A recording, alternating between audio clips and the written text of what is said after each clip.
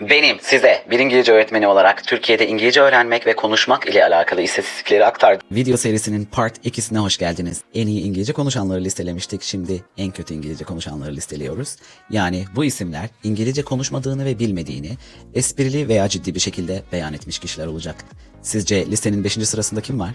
Listenin 5. sırasında Orhan Gencebay var. Orhan Gencebay daha önce İngilizce konuştuğu görülmemiş ve sürekli tercüman tercih ettiği görülmüş.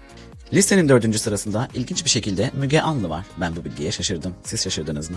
Listenin 3. sırasında Bülent Ersoy var. Bülent Ersoy'un Türkçe, Osmanlıca, Arapça dil yeteneğine ben hayranım. Dil öğrenmeyi seven biri olarak. Keşke İngilizce bilseydi diyorum. Listenin 2. sırasında ise Seda Sayan var. Seda Sayan İngilizce konuşmadığını ve bilmediğini esprili bir şekilde birçok kere söyledi. Sizce listenin 1. sırasında kim olmalı? Yorumlara yazın. Ülkemizde hiç İngilizce bilmeyen ama bilmesi gereken ünlü kim var? Diğer istatistikleri görmek için takip etmeyi ve bir arkadaşınıza göndermeyi unutmayın.